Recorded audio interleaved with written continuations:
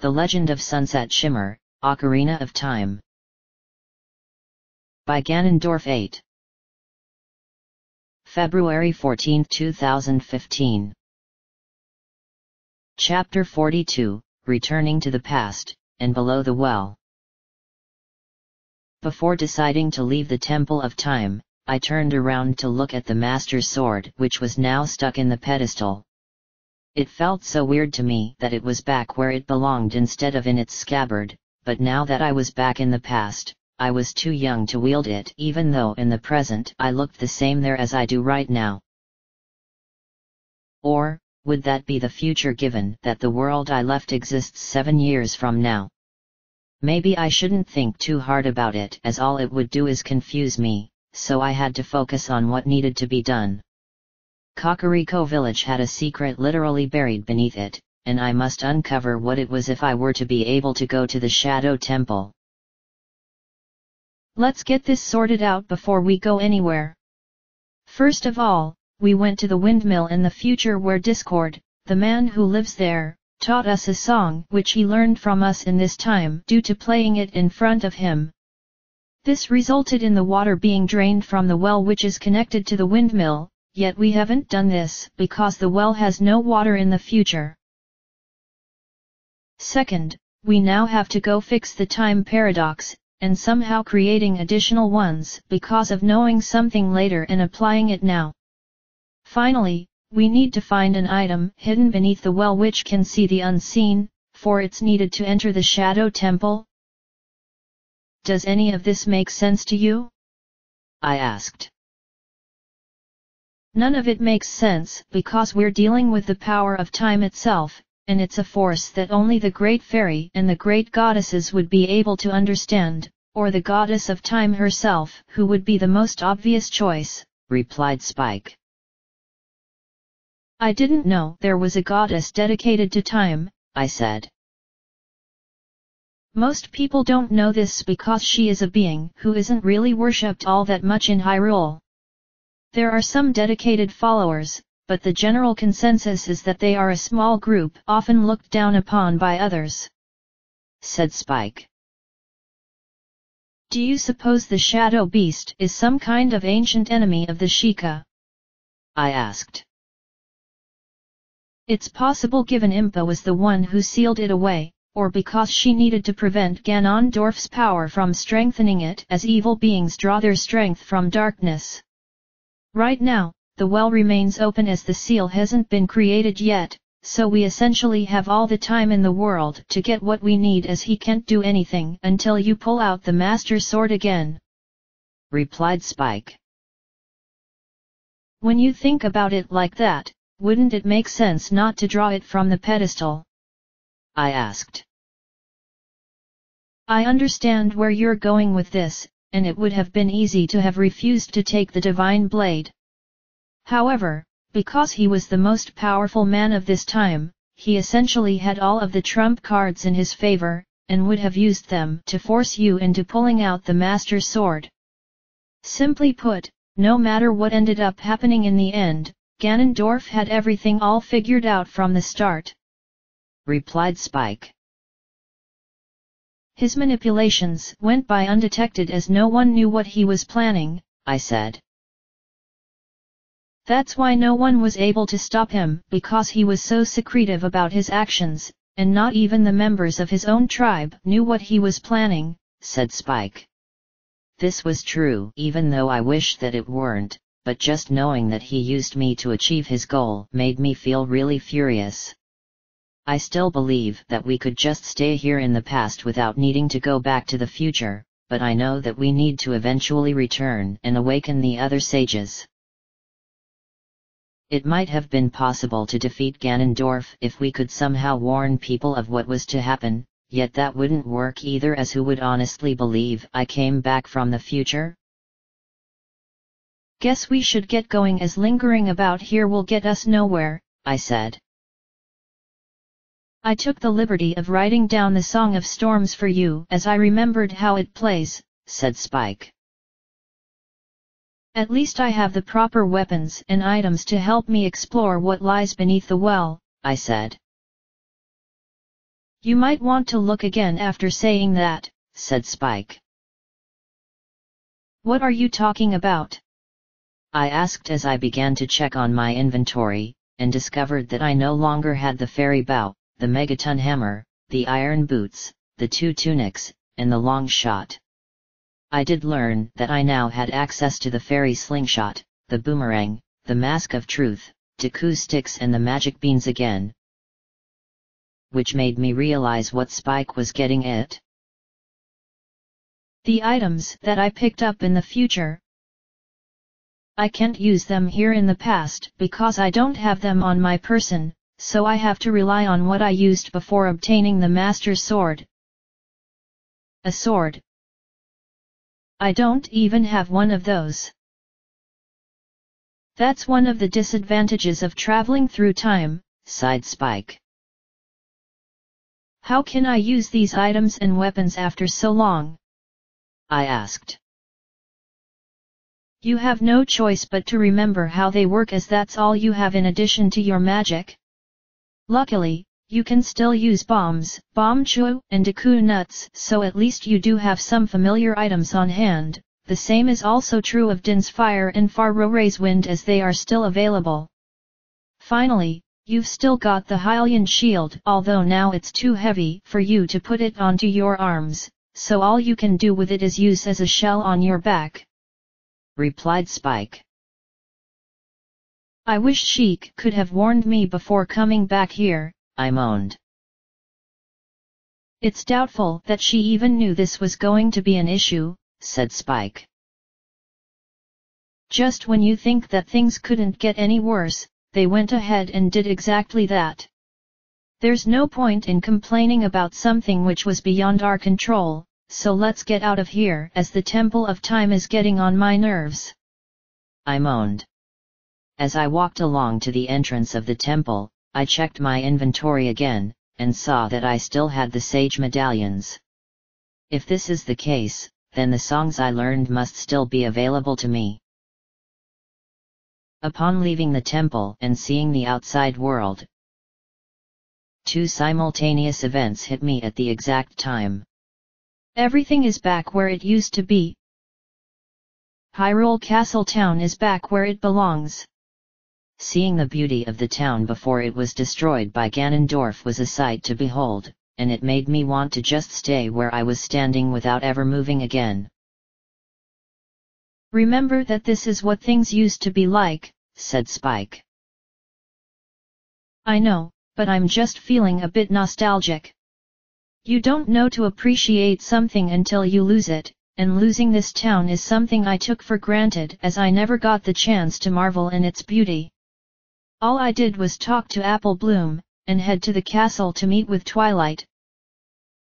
The castle? The one that Ganondorf ended up constructing when he took over Hyrule by destroying the old one, I said. What are you mumbling about? Asked Spike. The castle that exists where Hyrule Castle once stood. We never went to see what it looked like, despite being given a description from Rarity when she had to go there to pay tribute to Ganondorf.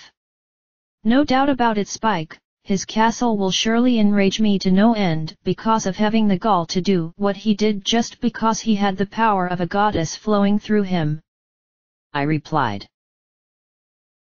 Even if we were to see it, there is probably nothing we'd be able to do to gain access for the time being. We really need to focus Sunset Shimmer, as all of these comparisons between the past and the future are not only slowing us down, they are blinding your perception of the world, said Spike. You're right, so let's go to Kakariko Village, I said. We can't do that, began Spike. But you just said that I need to focus, and now you say that we can't go to the village? Make up your mind already, I shouted.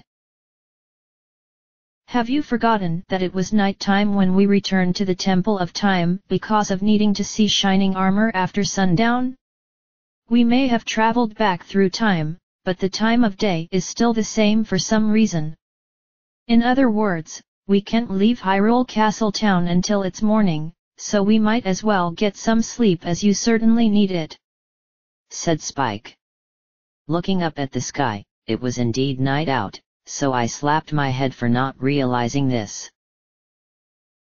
Since the town was still safe at least for the time being, I decided to sleep near the entrance to the Temple of Time as I didn't want to go back in there for a while as it frustrated me.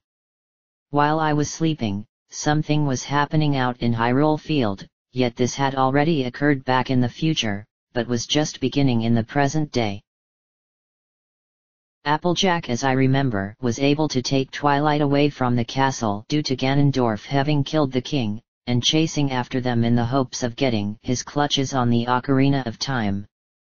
They had been chased all across the field until she was able to guide her horse into a hidden clearing, but she soon discovered something was amiss, which had her suspect the motives of the evil king. "We should be safe here for the time being, Your Highness," said Applejack. "I cannot believe that my father is dead, and Ganondorf was the one who snuffed out his life. All of the signs were there for my father to realize that the Gerudo King could not be trusted, and yet he chose to ignore those in favor of an false alliance. Oh Impa, why did this have to happen? My father just wanted to unite all of the tribes under one kingdom, yet his life was taken away from him," said Twilight. "Ganondorf is someone who desires to rule through strength alone, and lacks the compassion that a true ruler would rely on to govern their people.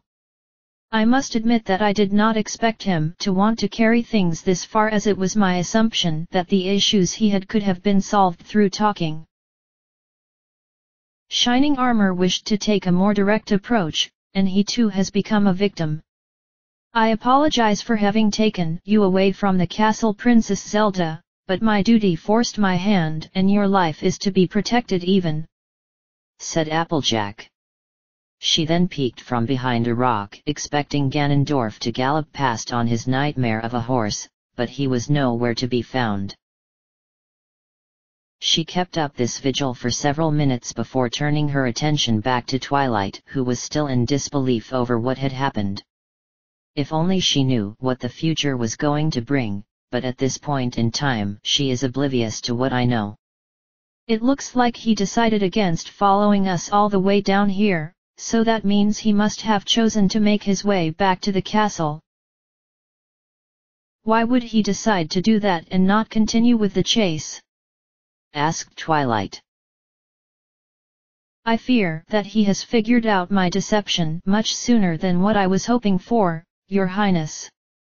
My plan was to have him chase us and make him believe that you had the Ocarina of Time in your possession.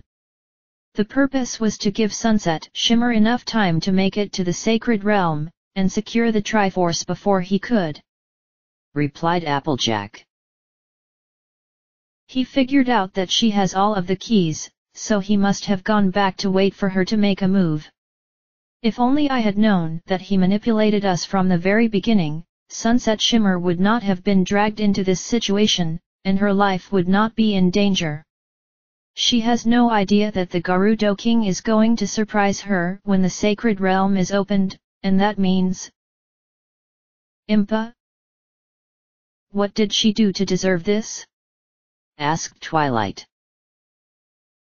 "There is not much that we can do, Your Highness," replied Applejack. She peeked from behind the rock again to double-check if Ganondorf was really no longer trailing them, so she grabbed the reins of her horse and beckoned for Twilight to come out of hiding. Quickly grabbing something from her clothes, Applejack handed it over, which gave Twilight a confused expression on her face. "What I have given you is the cloth worn by the Sheikah, and I want you to wear it should you end up having to." "Are you sure there is no alternative?" asked Twilight. "This must be done, Your Highness, and you should know that this my allotted task. Sunset Shimmer will most likely find herself having to fight against Ganondorf, and I know that she will risk her life to achieve her goal. That one has a powerful aura hidden deep inside of her which is yearning to be unleashed, yet nothing has been able to stoke her desire to keep this world safe," replied Applejack. "She must acquire the Triforce and stop Ganondorf from using it to conquer the world," said Twilight. "Our concern should be getting you to safety, Your Highness, and I know the perfect place for you to hide while we wait. I shall take you to my home of Kakariko during the next night so that no one notices us coming into the village, for we do not want any unwanted attention to come our way. There is something that I need to do there that involves protecting the villagers, and if Ganondorf were to succeed, then it will become stronger," said Applejack. "This has to do with the creature that lives underneath the well?" asked Twilight. "It cannot be allowed to draw from the power of the Triforce, so I will make the preparations for creating a powerful sealing spell that will bind the shadow, and prevent it from escaping the well," replied Applejack. "What should we do regarding me, Impa? I simply just cannot disappear and leave my people's lives hanging in the balance, for that would be betraying their trust in the royal family which they have had for generations. Yes, I know that I must remain hidden, but how can I do that? Sunset Shimmer will no doubt succeed as I have the utmost faith in her abilities, but if she were to fail, must I be forced to hide away like a princess?" asked Twilight. "Your life is the most important one for this kingdom, Princess Zelda, for it will be you who shall become the future queen, and lead Hyrule into a new golden age of prosperity and peace. I am but your loyal attendant, and so I am able to move about freely as Ganondorf has no desire to capture me. He knows that I will never reveal any information, for we Sheikah carry any and all secrets to our graves, which is the way we operate as shadow warriors. As such, you must remain hidden despite wanting to do something, but you will understand soon enough as I have made sure to prepare everything for you," replied Applejack. "This is a situation that you prepared for?"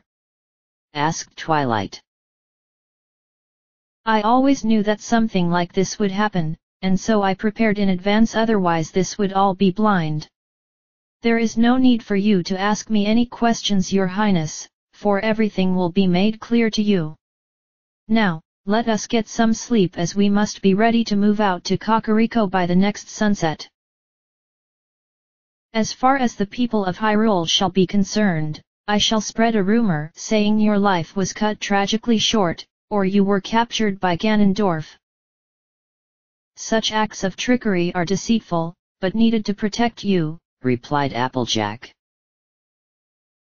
By the time the sun had risen many hours later, I was up and ready to make my way over to Kakariko village. Walking along the path that connected from the Temple of Time to the market, I happened to notice some unusual statues which had the symbol of the Sheikah on them. I didn't know what was coming over me, but I was compelled to walk to them and take a closer inspection. "What are these things?" I asked. "They are known as gossip stones because they are always listening to the conversations people have when in their presence, yet no one is aware that these statues are capable of independent thought. Whenever they are struck by something like a sword, they just simply tell you what time it is. Blowing them up with a bomb causes a rather unusual reaction where they suddenly shoot straight upwards, and explode if they connect with the ceiling," replied Spike. "If that is what they do, then why would anyone want to bother using them to provide the time?" I asked. "Because that is what most people believe them to be useful for, yet they have a true purpose that is almost never seen. The Mask of Truth allows you to hear what they have to say whenever you wear the mask in front of them. I had a feeling you had forgotten what Sonata Dusk, the happy mask saleswoman, said to you when she gave you that mask after helping her out, so I figured I'd tell it to you again. Whether you want to use that mask is up to you, but it might be funny to hear something they've overheard," replied Spike. "Right.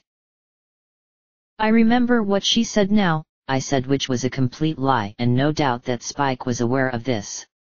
How could I have forgotten what Sonata said to me when she gave me the mask of truth? From my perspective, she told me about what it was capable of 7 years ago, but in this time she only told me roughly an hour or so ago, making it something that should be fresh in my memory. Arg. All of this talk regarding past, present, and future is just confusing me and making me feel irritated. I was curious though as to what these gossip stones had to say, so I took out the mask and placed it onto my face before walking to the closest statue where I could feel it reaching into my mind in order to share its wisdom with me. I overheard this. They say that Gerudos sometimes come to Hyrule Castle Town to look for boyfriends. Did you hear that? I asked. Indeed, although it wasn't exactly useful information, but I suppose it may be useful for something, I guess. Why not try the next one and see what it has to say? You might get lucky and be told something useful, replied Spike. Deciding to follow his suggestion, I shifted over to the next gossip stone where I began to listen to what it had to say to my mind. I overheard this. They say that Malin of Lon Lon Ranch hopes a knight in shining armor will come and sweep her off her feet someday. That was something just as pointless, although I never would have pictured Apple Bloom as wanting to fall in love with someone due to being so young. Sighing, I tried the next one and hoped it would give me something useful, and it turns out that the third time is the charm, although this one said something rather unusual. I overheard this. They say that it is against the rules to use glasses at the treasure chest shop in Hyrule Castle Town Market. What do you make of this one? I asked. I've heard of this particular shop, and some believe it to be shady due to it only being open at night. I don't know exactly how it's supposed to work, but rumors say the owner is a pirate who likes it when people gamble away their money. The fact that glasses aren't allowed can be viewed as an act of discrimination against those with poor eyesight, but he is allowed to make whatever rules he wants given how he is still in business. Whether you want to go there or not is up to you to decide, replied Spike. There was one gossip stone left, so once again I shifted over to listen to its words, and what this one told me was very interesting, yet also confusing as it involved a place I don't even know about. I overheard this. They say that the treasure you can earn in the Gerudo's training ground is not as great as you would expect, given its difficulty. Where is that? I asked. I'm not sure other than it's somewhere to the west of Hyrule. If you want me to, I can make a note of what this gossip stone had to say if you feel that it's going to be of importance. That was the last one to share its secrets with you, but there are other stones like these all over Hyrule, and each has its own stories to tell, replied Spike. If I get the time to go around searching for any, then I'll do just that, but now I really want to go to Kakariko Village as this whole going back in time bit is beginning to feel really weird, I said. I took off the mask of truth and put it away, but not before thinking about how I was able to hear the words of the gossip stones in my mind. I never knew the Sheikah were in possession of such powerful magic, and for some reason it made me want to ask Applejack about it the next time I see her. That will be back in the future, as where she is right now is something I'll never know. Without wasting any more time, I threw the town and back outside into Hyrule Field, where I took out the Ocarina of Time in order to play Epona's song. Until I made the unfortunate conclusion. I can't call Epona to my side, as in this time she is still just a filly, and located at Lon Lon Ranch. The Epona that I'm used to is back in front of the entrance to Kakariko Village in the future, so that means I'll need to travel on foot to reach the village, which will take me an hour or two. Sighing, I began to run in the direction of the village, and by the time I finally made it over there, I was so tired that I just wanted to rest for a few moments even though I only woke up recently. I guess relying on Epona so much has made me a little lazy, but I won't be resorting to that, so I shook off the notion of sleeping, and entered the village. Notice that the windmill is spinning around? Asked Spike. That's what they are supposed to do, I replied. No, what I mean is that the reason it's spinning is because there is water in the well. In the future, when the well has been drained, the windmill isn't spinning as its source has been taken away. I'm surprised at myself that it's taken me this long to actually figure out the connection, but I suppose it's thanks to not considering the windmill to be of any significance that had me at a loss, said Spike. The village didn't really change all that much between now and the future apart from the additional of several houses, and other people relocating from the castle when it was destroyed and opening up shop here. No matter which version I'm looking at, it all feels incredibly peaceful, which makes me feel at ease with myself. You know, before we go and drain the water from the well by playing the Song of Storms in the windmill, I actually want to take a closer look at it as I never got the chance to do so when we came here for the first time as we had to deal with an angry Pinkie Pie, I said. I guess we can take a quick look, suggested Spike. It will only take a minute, and it is on our way, I said. Walking through the village back before it became a bigger place certainly brought back some wonderful memories, but I couldn't allow myself to feel too nostalgic, otherwise I'll start to want to think about staying here in the past again. The well itself certainly looked impressive, and Discord was right when he said that it became a tourist hotspot, although it looked like it was such a thing already. There was a sign situated in front of the well, and it read that this well was known for its 3 distinct features: dark, narrow, and scary. Definitely something for tourists to think about, as clearly it was anything but that. However, that was what you could see on the surface, for what lied beneath the well was a different matter altogether. At this moment in time, the shadow beast which would set fire to the village is located somewhere down there, and it probably remains in a dormant state. This will all change when Ganondorf becomes king, and its power begins to grow, prompting Applejack to seal it away until it's able to escape once it has enough power. Satisfied? Asked Spike. Despite knowing what lurks below, this is pretty much an ordinary well, I replied. I have a theory regarding what we learned from Sheik. Impa was the one who ended up sealing the shadow beast away, but in order for her to do that, the water would need to be drained so she could cast the sealing spell. We're about to drain the water and explore the well to pick up whatever we're supposed to get down there, yet what if we weren't meant to go down and explore the well's bottom? Maybe she went to the windmill and requested Discord to drain the water so as to complete the seal? No matter which result occurs, the seal is put into place and the shadow beast remains trapped for the next 7 years, said Spike. Either option does seem plausible, as the well was drained when I was told about it when the fire was blazing over the village, but I'm of the mindset that our way is the method that allows for the water to be removed. You know what, Spike?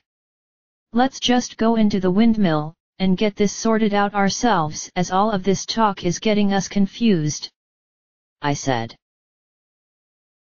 Spike agreed that this was getting annoying, so I walked up to where the windmill was and went inside by opening the door. I remember when I came in here before that Discord was acting crazy because of what I supposedly did, so I was expecting this to remain true. However, when I noticed him standing near the main shaft, he looked completely happy. Discord looks like he's having the time of his life in here, and it's surprising to see that this is what he used to be like. This was before the Song of Storms changed things, and he became filled with the desire to be chaotic, said Spike. Do we really have to ruin his life? I asked. We need to rescue Impa in the future, and to do that we need the treasure that lies below the well. Besides, you know what ends up happening to Discord when we mess up the windmill. He becomes a lot more happier than he is now as he embraces the chaotic nature of his psyche. Yet, I do understand where you're coming from with this, so maybe you should talk to him first just to see what he has to say.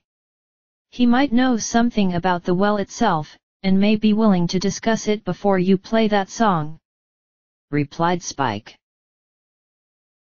Just looking at how he was having a great time made me regret what I was about to do, but there was no other choice.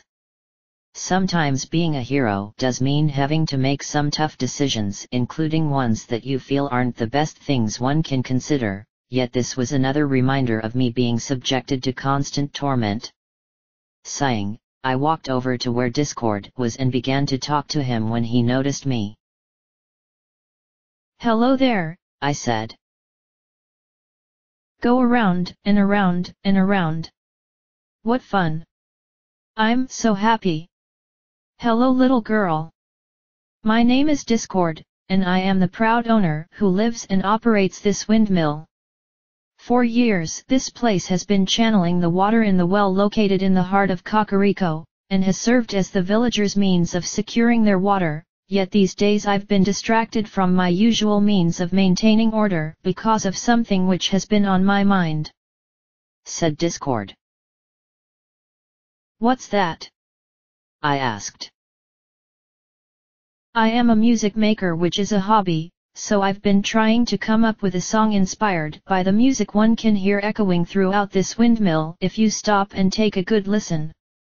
So far, I have come up with the idea of going around and around, but I haven't been able to figure out the next part of the song. Perhaps you may be able to help me finish this little project of mine? If you happen to have an instrument of some kind, you could play me something which might give me the inspiration that I need," replied Discord. "Well, I do have something in mind," I began. "Then I'd like to hear you play it," said Discord. "Actually, I was hoping that you could give me some information regarding the well," I said. "You must be one of those adventurer types who seem to show up every now and then, for only they would be interested in such knowledge. A long time ago, there was a man who lived in this village, and it was said that he had an eye which was capable of seeing the truth. These days, one would need to put immense strain on their vision to see the truth for what it is, but this guy was different in that what he used was a special magnifying glass. No one really knows what it looked like, for he never took it with him due to fearing that someone would steal it from him, and attempt to use it to get what they wanted," said Discord. "An eye that can see the truth? It sounds like something which can only be achieved by magic," I said. What he had was indeed magical in nature, and that was why he chose not to take it out of his home. There were people living in the village at the time who desired to have his eye, but he always refused them despite the numerous offers he received. One day, he decided that he could no longer handle the pressure, so he chose to leave the village. However, he could not simply take the eye with him, as the problem he was having would merely follow him to wherever he would go next. That is why he requested that his house be destroyed, and a well be built in its place. Beneath his house was an underground complex filled with dark creatures, and his plan was to hide his treasure down there to ensure that no one would claim it. The village elders agreed with his decision to hide the eye, and thus the well was constructed and filled with water. It has been in the heart of the village for some 30 years or so, and has remained as a testament to the actions of a man who wished for nothing but peace," said Discord. "Have you heard of something called a shadow beast?" I asked. "Yes, that is a name which I am familiar with," replied Discord. I've heard rumors that this creature has been plaguing your village for a long time, and that there is a plan in place that will prevent it from escaping. The plan involves using some powerful magic in order to trap it beneath the well, but that would require making some kind of sacrifice in the process, I said. Impa plans on coming here sometime this evening, and having me drain the well by using the windmill. I know that it's for the good of the village, but if the water is drained, the windmill will never be able to operate again. The shadow beast has proven to be too problematic to be allowed to remain free, so this needs to be done. I think I've had enough answering questions, so can I listen to the song idea you claim to have? Asked Discord. Knowing how this would affect him in the future, I took out the Ocarina of Time from my pouch, and Spike showed me on a piece of paper the exact notes I needed to play. Once I memorized them enough, I played the Song of Storms, which caused it to start raining inside, but it also made the windmill blade spin faster. As the seconds went by, the blade kept on gaining speed until it was spinning around at a ridiculous pace. Discord was happy at first with what I played him, but then he noticed that things weren't correct. Go around, and around. Hey? What? It's going too fast. The windmill is spinning out of control, and that means... You? What in the world have you done? Something that would have been done anything if Impa had come instead of me, I replied. That song. It messed up the windmill. You messed it up. Why would you do something like this? I was so happy knowing that the windmill was doing its job, but now it's completely gone out of whack. Everything is too fast for me to keep up with it. As long as I live, I will never forget that song. It shall remain forever locked into my memory for what it, and you have done to this place. Yes, I will keep a mental note of it because writing it down would just be plain silly, and I don't even have anything to write on. Strange, why do I suddenly feel like I'm descending into madness? It will pass I suppose, said Discord. That's when I took my leave and left the windmill with a sad look on my face, for while I may have done the right thing, the cost was too great for me to be happy. Why did it have to be this way? I asked. Because there was no other choice, Sunset Shimmer, and you know my words are true. Right now, it will be difficult for you to concentrate because of what has happened to Discord, but remember that he turned out well in the end despite having some quirks in his mannerisms, replied Spike. It isn't just that, Spike. I've had to do a lot of things which have ended up making things worse, and I don't just refer to events that need to be fixed as a result of the time paradox placed onto them. Why does being a hero have to involve making such unnecessary sacrifices? If we could have entered the well in a manner that didn't involve making someone lose their mind in the process, I'd be feeling a whole lot better than I do right now. This is the kind of mental stress which I don't need to be experiencing, yet it's another reminder that I am being tormented as a consequence of my actions, I said. Sometimes we have to do things we don't like because of how painful they might become later, but it's something we must do if it means for the good of everyone. You needed to drain the water so that we could enter the Shadow Temple with the treasure down below, and without that item, Hyrule in the future will remain in the grip of darkness where peace will never happen again, said Spike. Now you know why I was reluctant to be involved in this, I said.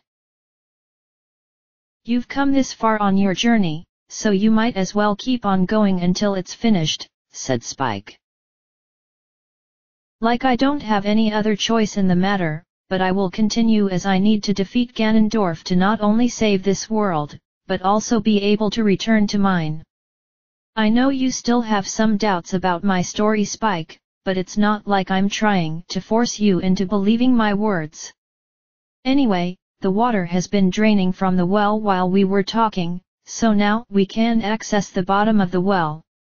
Let's get what we came here for before we attract some unwanted attention, or Applejack gets here before we're finished," I said. "Do you know how to climb down this well?" asked Spike. "I'm hoping for a ladder to be present as I don't think I want to jump in," I replied. If I were to simply leap into the well without thinking, I'd end up falling quite the distance, and possibly breaking my legs or my back if I'm really unlucky. Searching around the rim of the well, I discovered the top of a ladder barely sticking out, so I deduced that I could climb down from this spot. While climbing down, I did find myself immersed in the darkness, which reminded me of when I climbed down that ladder while making my way to the fire temple, but the distance wasn't nearly as long as that was. Once I reached the bottom, I could see a cave entrance was down here with the complex discord mentioning being beyond, so I breathed deeply for a moment before walking forward, where I immediately had to hold my nose due to a foul stench pervading the air. Yuck! What in the world is that horrible smell? Remember that this is the bottom of the well, so what you're smelling is the refuse which has found its way down here," replied Spike. "I don't think I want to know any more than that, but why isn't the stench affecting you?" I asked. "We fairies aren't affected by odors like you humans are, so I can't smell anything," replied Spike. "Maybe I should have been turned into a fairy when I was sent into this world, as then I wouldn't have to deal with this, but I suppose that I'll just get used to the smell, although I will need to take a shower after this is said and done. Anyway, I can see one of those crawl spaces in front of us, so I need to get down onto my hands and knees, and crawl through to the other side, right?" I asked. "There's no telling what lurks in this dungeon, so be careful," replied Spike. "This place is a dungeon? Well, I guess it makes sense as it is a complex, so I assume that we'll find a map and compass down here by looking hard enough. The shadow beast is supposed to be somewhere in here as well, so I hope that we don't run into it, as I doubt I'll be able to defeat it even with transforming," I said. Dropping down onto my hands and knees, I began to crawl through the crawl space where I just realized something. The only way I've been able to change was through having the Master Sword, but I don't have it right now, so would that mean I'm incapable of transforming? As I came out of the other side, in front of me was a small ladder which connected below to the next part of the room, so I climbed down where I found myself wanting to throw up because of the debris down here. "Those dirt piles. That isn't really dirt now, is it? If it's what I think it is, I'm going to be sick really quickly. It's best not to question it if you can, otherwise you'll be wanting to turn back," said Spike. "No, I'll keep going even if my stomach is feeling weird," I said, as the thought of those piles being what I think they are was making me feel awful. I walked a few steps more before being knocked off of my feet by some kind of skeletal spider which came down from the ceiling. "I remember seeing those back in the forest temple, but why does it look slightly bigger than those ones?" "This is Big Skulltula, but the only difference is that this one is larger in size, which makes it harder to avoid, and it has a bigger attack range. The principle to defeating it is the same as for the regular-sized ones, but you need to remember that you don't have the long shot or fairy bow which can destroy these monsters instantly. Since all you have on hand is the fairy slingshot, you will have to get in close and wait for it to turn its back to you, exposing its soft belly before firing Deku seeds at it. Coincidentally, you can use your fire magic or Din's fire if you want to go the easy route, but it does cause a case of wanting to waste such magical power on weak monsters," replied Spike.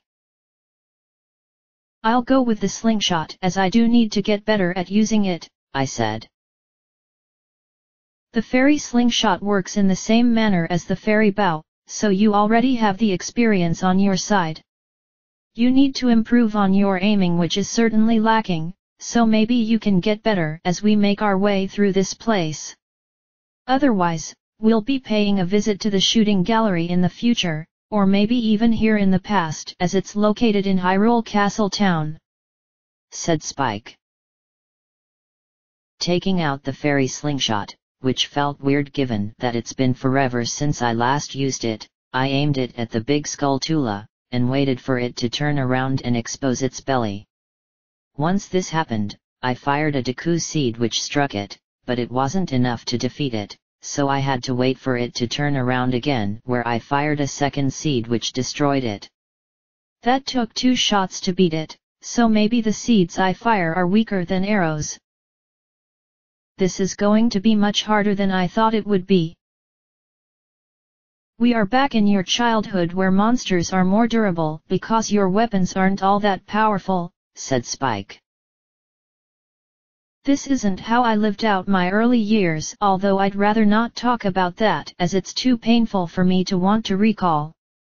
Still, it does mean the strong monsters I took on in the future will be even stronger if I have to face any of them here, I said. There were some chains hanging down from the ceiling which looked really horrifying, but these were nothing compared to what I saw at the end of the room. Is that the remains of some kind of human? Okay. This place is starting to creep me out. Propped up in the corner was a skeleton, but at least it didn't have any rotting flesh hanging on it, as that would have been just sick. I did wonder though why this was even down here in the first place, given this complex was not so easy to access.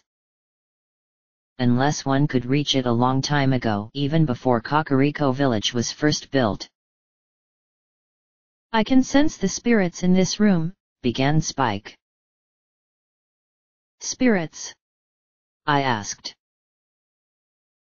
When people pass away for whatever reason they may have had, their spirits tend to linger as a result of unfinished business which keeps them tied to the place where they perished. In this case, the spirits calling out to me exist here, for they tried to claim the treasure for themselves, but failed to do so and died trying. They remain here perhaps to guide future explorers, so that they don't end up suffering the same fate they did. The spirits are all saying the same message to me, which I'll repeat for you now. Look for the Eye of Truth. That's what they are saying to me, replied Spike. The Eye of Truth? I asked.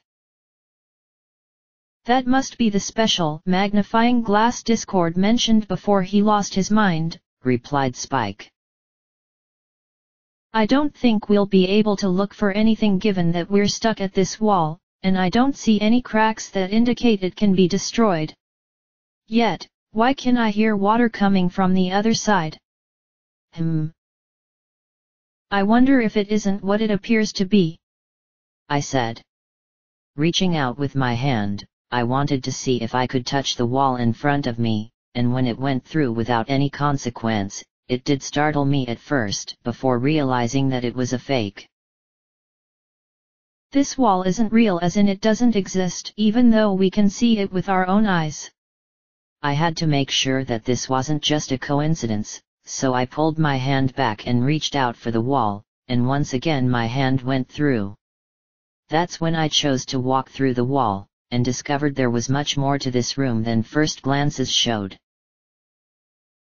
The water I heard was coming from a small pool in front of me, and there was a kind of river flowing throughout the area. Surely, there was a source to all of this water somewhere, so maybe finding it will enable me to progress further. If that wall I walked through just now was fake, then there must be others like it all over this place. The reverse is also true, said Spike. What do you mean? I asked. There could be things that are invisible, but in truth we can use them and eventually see them if we can find what is hidden in here. I'm starting to see how this dungeon works now, and it feels like it is going to be a simplified version of the Shadow Temple. What we see here is merely a small sample of what is to come when we finally enter the temple back in the future," replied Spike. "Guess we might as well start looking, although that won't be easy as we can't determine what is real and what isn't," I said. "You could use your fire magic if you want to be certain, but that would be kind of trivial as well as a waste," said Spike. "What do you suggest?" I asked. "The fairy slingshot is something you yourself said you need to get better at using it, so my idea is to fire Deku seeds at any walls you deem suspicious. If any of the seeds suddenly goes through a wall, then we'll know that it's fake and we can proceed through and continue onward," replied Spike. Before I could do anything else, a strange noise began to sound out as though a large creature was coming by. Suddenly, a giant winged skull flew by where it set itself on fire with green flames before disappearing around a nearby corner. My heart was pounding like a drum because that was just plain scary, yet Spike seemed rather indifferent about it. "That's strange. I never would have guessed that a green bubble would be so huge in the past, but rather small in the future." "That was one of those green bubbles from back in the forest temple? There's no way that thing could have been one of those monsters as it was huge in size," but then I stopped trying to figure out how this world works a long time ago due to it constantly changing the rules on me. It soon became apparent that this green bubble would be a problem as it flew by again.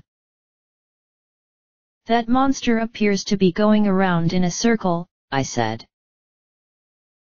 "Which means it will likely continue doing that, so maybe it would be a good idea to destroy it," suggested Spike.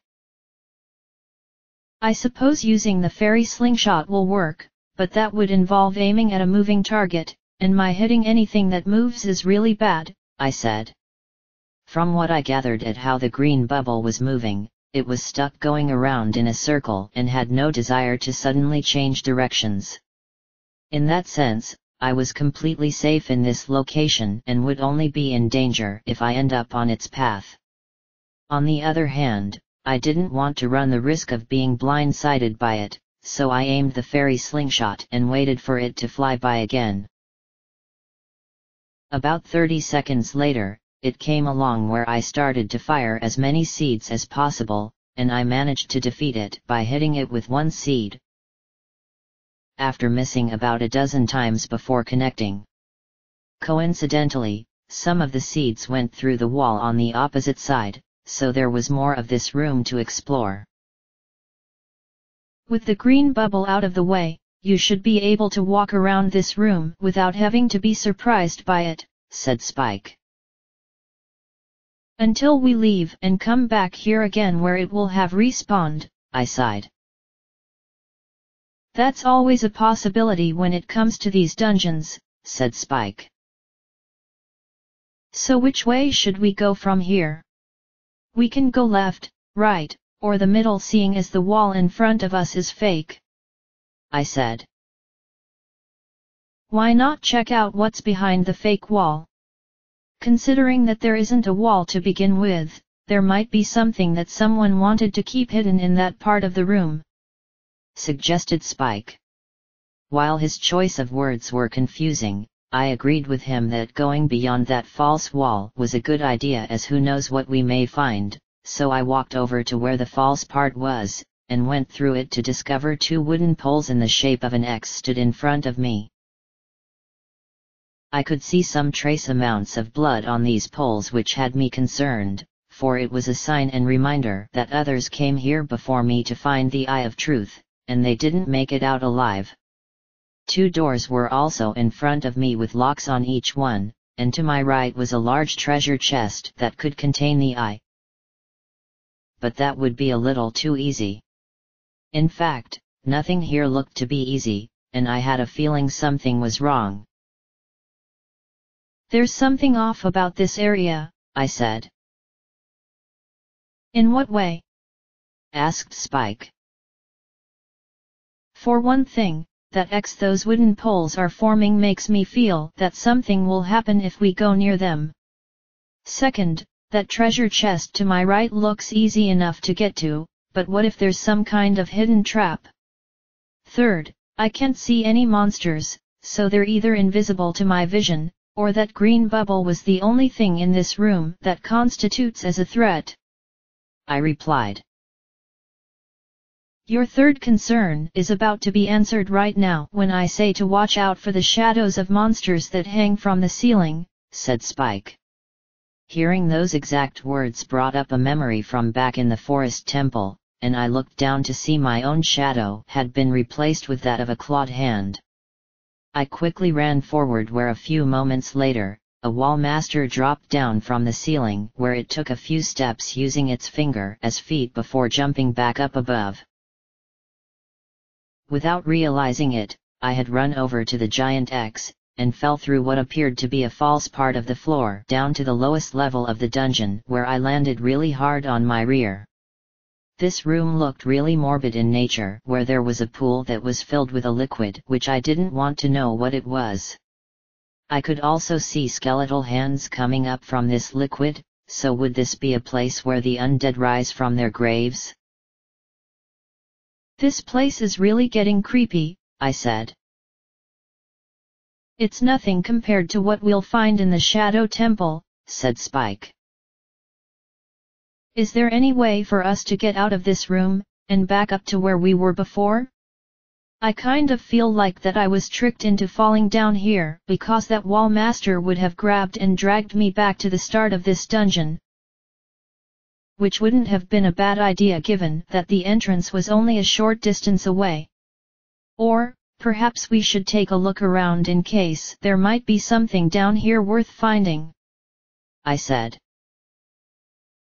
There are some silver rupees in this room, so collecting them is bound to give us the means of escaping. As for wanting to look around for anything, you've got 4 different paths to choose from, so take your pick and see what each one features, said Spike. By the way, I noticed someone sitting by that horrific pool over there, I said.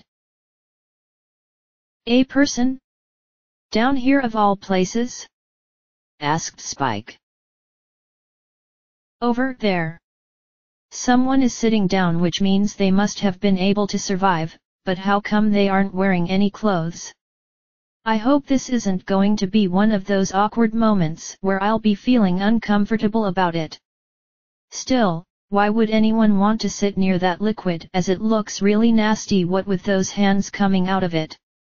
Anyone who wants to do something like that must have a depraved mind, I replied. The person hadn't taken notice of me as well as react to the words I used to describe how I felt about their actions, but I was curious as to what they could be doing down here in the first place. Maybe they tried to find the Eye of Truth, but failed to do so and is now doomed to remain here until someone comes along and takes them back outside into the light of day. That isn't a person, began Spike. It isn't? I asked. What you believe to be a person is in fact a re-dead, the same undead creature we encountered back inside of the royal family's tomb, as well as what we saw in the market back in the future. Because you don't have a sword on hand to defeat it with, and it being immune to all kinds of magic except for light, all you can do right now is avoid it while you walk around down here. If it sees you with its gaze, you will be paralyzed for a few moments, and if it manages to latch onto you, it will drain away your life force really quickly. I know I told you this before back in the tomb, but I thought you could do with a reminder, replied Spike. And here I thought I'd never have to see one of these monsters again, but there it is, just sitting down, waiting for someone to walk by. Since those silver rupees were positioned right near where the re-dead was sitting, I would have to eventually go near it if I want to collect them, and quite possibly leave this room by climbing up that ladder situated near that pool. That means the pathway behind that re-dead is out of the question, as I don't want to deal with it right now, so that leaves me with only 3 other choices. I seem to recall back in the water temple that a pathway flanked by 2 torches on either side of the entrance is an indicator that something good lies down it, so maybe we'll try that path first and continue our way around via an anti-clockwise direction. Before doing anything though, I want to do something which I forgot about, and that is talk to Fluttershy to see what she has to say about this dungeon, I said. Are you sure she would be able to tell you anything? We're back in the past now, before Saria was awakened as the Sage of Forest, so she doesn't have the kind of knowledge that she has in the future. Playing her song and talking to her may not produce the kind of answers you may be looking for. If you want to go and talk to her, then by all means do so, as you could get lucky and she may be able to give you some advice," said Spike. On the other hand, I might not be able to learn anything, and that would just be a waste of her time. As long as that Red over there doesn't do anything to give me some grief, I'll be able to play her song and speak to her without any problems," I said. Taking out the Ocarina of Time from my pouch, I went ahead and played Fluttershy's song, hoping that this was going to work. "Sunset Shimmer? This is Saria. Can you hear me?" asked Fluttershy. "I thought you had chosen to go with the name of Fluttershy," I asked. "I'm not sure what you're talking about, as I don't remember making that decision. While the name of Fluttershy does sound like a really nice thing to call someone, I prefer to be called by Saria, as that is the name I've been known as.